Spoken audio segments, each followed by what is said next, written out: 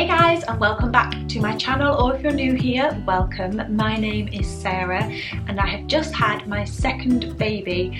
She is now 4 weeks old and 4 days. The time is going so quickly and I thought it was about time I filmed my birth story. I am a mum of two. I have two children under the age of 2. My eldest daughter, Sophia, is 19 months and she's currently napping. Amelia is being fed at the moment. Her dad's giving her a bottle. I have been dying to film this video ever since I gave birth. It's going to be a bit of a long, chatty one. I made 3 pages of notes, but I didn't want to miss anything out, so grab a cup of tea and let's get straight into it.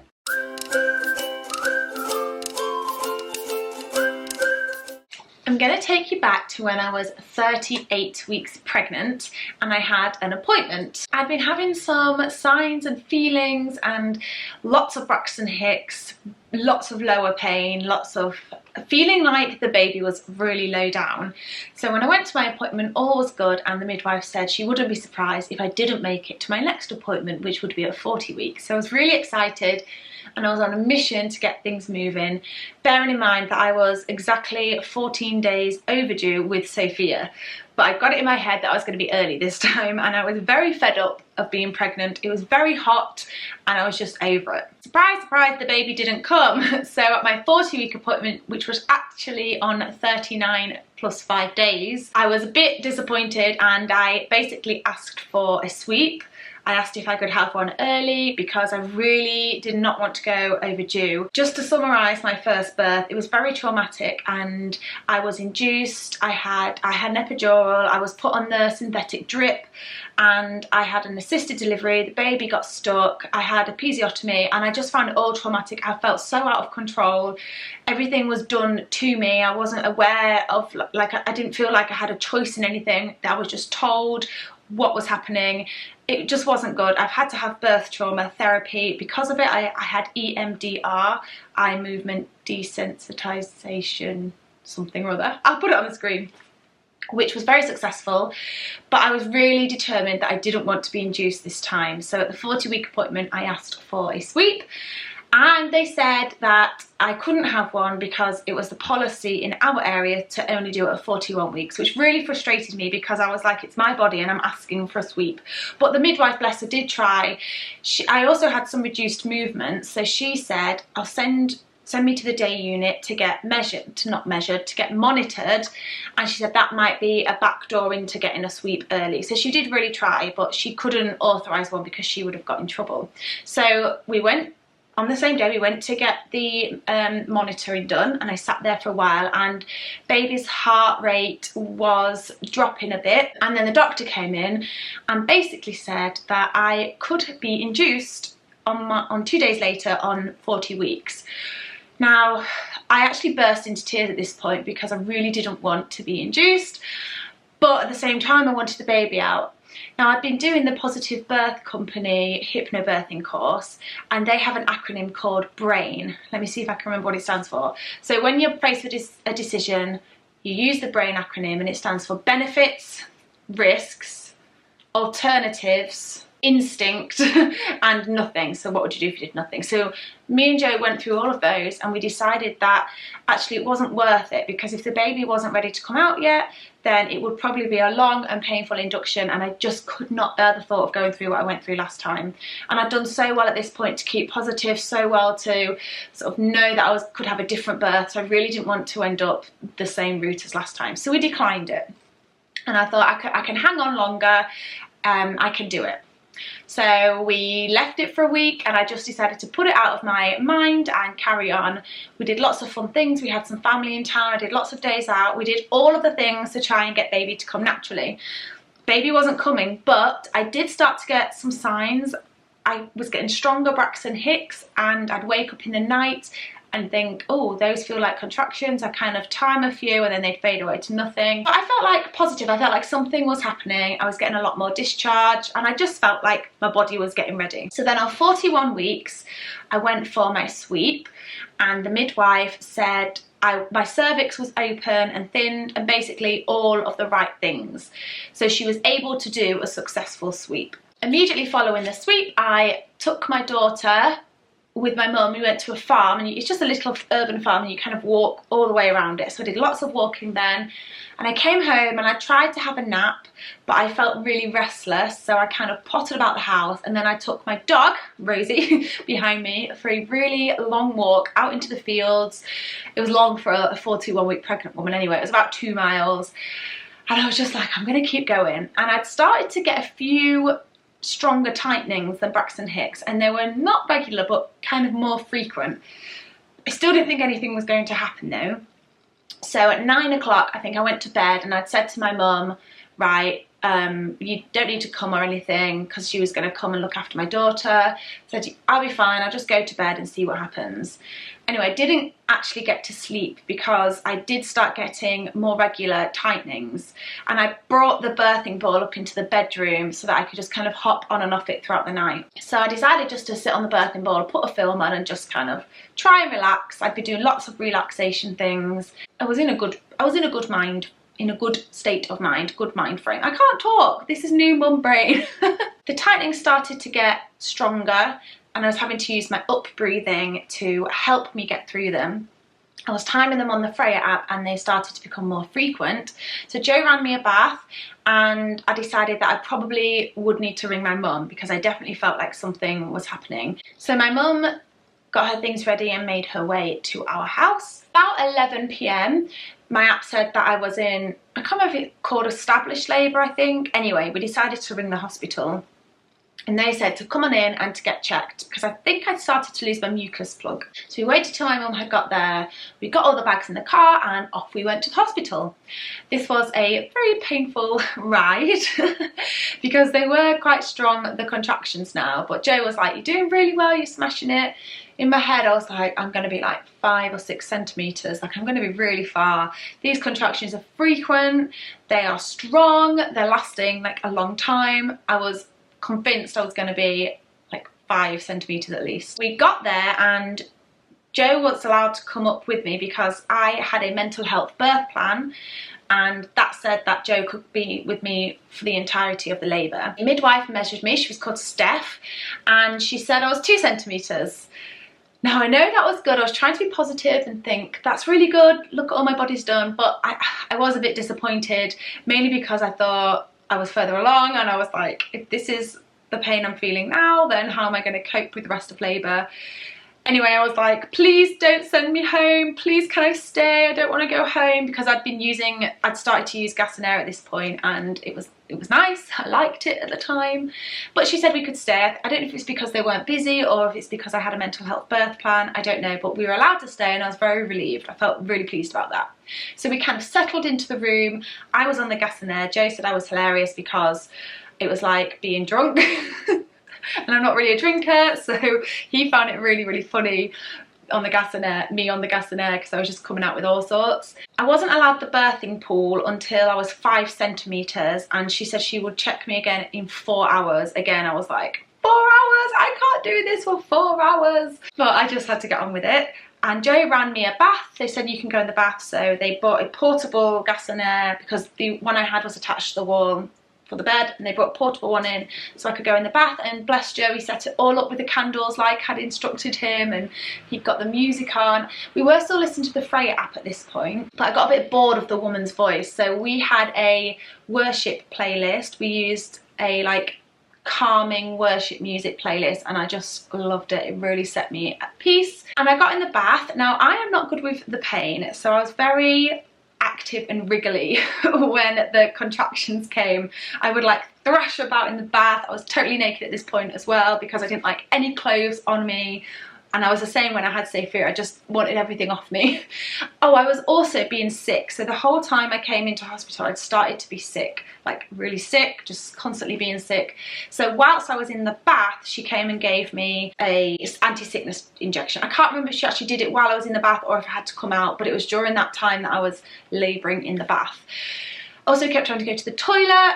It was just, I was in and out, I was thrashing about. I wasn't a calm, peaceful labour person, but that was just my way of dealing with the pain. I didn't really find the gas and air that useful, to be honest. I couldn't quite figure out how to do it, but I kept at it anyway. Then I asked for another examination, and she said she would, which was great, because she did say initially that it wasn't going to be for 4 hours, and this was now at 1:30, and she said I was 4 centimetres, which I was really pleased with. I felt like that was really good progress. It was only like a couple of hours or something, and she said I could actually go in the bath a bit early, even though I wasn't 5 centimetres. She was really amazing, this midwife. She really advocated for everything that I wanted, everything that was on my birth plan. She kind of let me lead the way, which was exactly how I wanted my birth to go. So I was so thrilled that I could get in the bath. So she put like a robe on me, wheeled me down to the bath once they got it ready. But in the meantime, I need to keep looking at my notes because I keep forgetting things. So in the meantime, while another midwife was running at the pool and setting the pool room up, I had started to ask for an epidural because the pain was getting really bad now. I definitely didn't want an epidural, but I was a bit doolally from the gas and air, and the pain was really strong, and I'm not good with pain. So I was like, please give me an epidural, I want one. And Joe was like, no, you don't want one. You specifically told me not to let you have an epidural. I was like, no, I do, ignore me, I want a C-section. Let's go in. So the midwife came in and was like, look, we're running the bath now. The midwife will be really cross if you go and have an epidural because you won't be able to go in the bath. Are you sure? Because you want a water birth. And as soon as she said it, I was like, okay, I'll go in the pool. So off I went in the pool, wheeled down. It was so lovely. It's such a peaceful room. There was like fake candles everywhere, like mood lighting. It was just lovely. And we hooked the music up because we brought a little speaker in, and it was just perfect. And I got in the bath and it was a relief. It was really, really nice. I just laid there and floated. I say bath, the pool. It was like obviously bigger than a bath. I just floated, and the warmth, it was just lovely. Obviously the contractions weren't lovely. Every time they came, it was awful again. I was thrashing about like a stranded whale. And using the gas and air, but it just wasn't working. And the midwife kept saying, breathe on it, suck on it, and maybe I wasn't doing it hard enough, I don't know. I just couldn't figure it out, and it just didn't have an effect at that point. It just did nothing. And I kept dropping it in the pool, and then all the water would go in, so then I'd breathe in and like all the water would come in and I'd choke on it. But I mean, I kept doing it. If nothing else, it was a distraction, and it helped me to kind of bite down on it. And I remember feeling this urge to go underwater. I just really, really wanted to sink underwater and let it immerse me. And I asked the midwife, again, I was like a drunk person, like I wasn't coherent or anything, and she was like, no, you can't go underwater. And I just remember seeing her, she turned her back to do some notes, and in my head I was like, I'm going under. So I sank underwater and was like, ah, and then I popped up so she didn't see me and tell me off. I was like a naughty schoolgirl during this labour.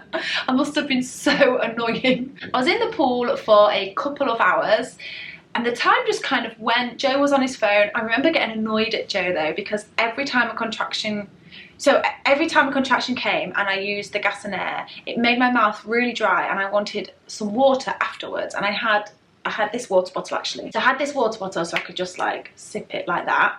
And all I wanted Joe to do, his only job at that point, all I wanted him was to give me water after a contraction, after I'd used the gas and air, because it was just like the Sahara desert in my mouth, really uncomfortable.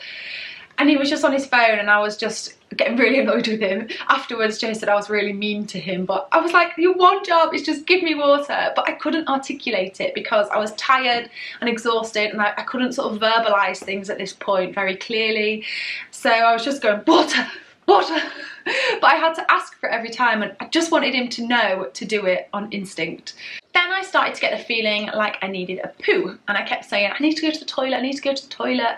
And the midwife I'd jump out and go to the toilet, and the midwife was like, no, I think that's the feeling of pushing, but don't do it yet, because I wasn't sort of ready physically. And Joe was like, don't do it, it's you need to push, it's a pushing feeling. And I was like, no, I need a poo. I just kept saying this, and anyway, I did need a poo. Sorry for the too much information, but hey ho, that's birth. And I knew I did, and it obviously was probably my transition stage, but all I knew was I needed to go to the toilet.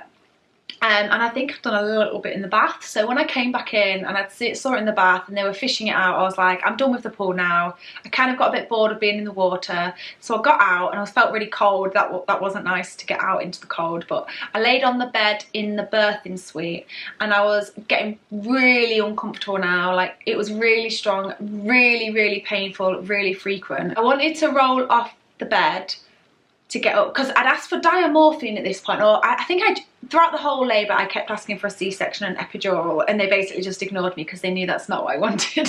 So she offered me at this point diamorphine, but said I'd have to go back to the other room, and I was like, I'm done with the pool, that's fine. So I had to get off the bed. Now I wanted to roll off on my left, and I think they thought I was falling off, but in my mind I was like, no, I'm so in control, I know exactly what I'm doing, like I'm rolling off this bed to get off. And they were like, no, no, no, and I was like, I'm fine. No, I was like rolling off onto the floor, and I did really feel fine, but I probably wasn't stable. But in my head I was like, I can roll off this bed, no problem. So they put me back in the wheelchair. That was horrible, like going without gas and air back to the room, even though it was just down the corridor. That was a long journey. And then I got in and they gave me the diamorphine. I just remember asking, when does it kick in? When does it kick in? Because in my head, I was like, it's still really painful. But basically the diamorphine took the edge off. It was still strong, I could still feel it, but it took the edge off, and it meant that I could sleep in between. I was just exhausted at this point, and I've no idea what time it was. It was early hours of the morning, but I could just kind of doze in between, and then the contraction would come, and I was still using gas and air as well, just because, why not? And she wanted to monitor me again, so she strapped me up to the monitor. And I was laying on my side, and I definitely wanted to push at this point, and she was really good, the midwife. She didn't examine me again, but she must have just been able to see that I was like fully dilated. And every time I wanted to push, she kind of helped me lift my leg up. I was on my side, and that felt really comfortable. I say really comfortable as it can be in labour, but that was the most comfortable position for me, laying on my side. And she would lift my leg up, put my foot on her shoulder, and I wasn't like pushing, my body was just doing it. It was so weird. Like last time with Sophia, I had an epidural, so they told me how to push because I couldn't feel anything. Whereas this time I could feel it, and my body was just kind of doing it. And I actually found this stage the least uncomfortable. I won't say I enjoyed it, but I did sort of enjoy the feeling of knowing that the baby was coming out. I didn't find the pushing difficult at all this time, because with Sophia I was exhausted with the pushing because nothing was happening. But I could feel that it was kind of working this time. Then the midwife started to panic. I say panic, she wasn't panicking as such, but she couldn't find the heartbeat, and she kept up having to move me to find it, but then I was just a bit out of it at this point, to be honest, because I was on the diamorphine. And next thing I know, the doctors had come in, and this happened with Sophia when the doctors came in to do my forceps delivery. But this time I didn't feel panicked. I felt okay. I kind of knew why they were coming in, even though I wasn't fully like in the room in my head. I knew why they were coming in, and I knew it was the best decision.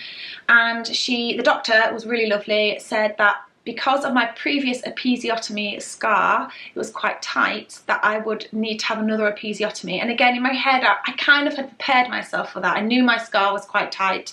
I'd overhealed from last time, so it was quite a prominent big scar, and sometimes I can still feel it a little bit, just a little bit tight. So I was okay with that. I was like, that's fine. You know, at this point, I just want the baby out. I didn't want the baby to be in any distress or anything like that. So she started preparing for the episiotomy, and she also explained that they'd probably have to do an assisted delivery. And I was like, do you know what, that's fine. I've got this far, like whatever, just get the baby out. But I was still pushing at this point, and the midwife was like, I don't think you're going to need an assisted delivery. You're doing it. I think you're going to get this baby out. And next thing I knew, I pushed the head out. Literally just happened so quickly. The head popped out. I didn't even know. I did feel the ring of fire that people say. It's just like a burning sensation. But I didn't know that was me pushing the baby out. I just remember being like, that feels uncomfortable. But again, I didn't find the pushing that painful. It was the back contractions throughout the labour that was the most painful, but the pushing part I was okay with. And it was amazing. And I was on my back at this point with my legs in stirrups, which I didn't want, but again, whatever, because I managed to push the baby out myself. I'm not kidding you, it was one of the best moments of my entire life. And I remember asking if I could feel the head. I was like, I want to feel the head, because I didn't do any of that last time with Sophia because I was just so traumatized, but I wanted to feel the head. And I felt her little tiny head, and they were like, you can look if you want, and I saw the head. And that was just one of, it's giving me goosebumps now just thinking about it. Like, I saw her head and it was one of the most amazing moments. And she was face down, which is what she should be, whereas Sophia was the other way. She was back to back. So that's why I had trouble with Sophia. But Amelia was face down. She was in the right way. She had a tiny little head. It was so tiny.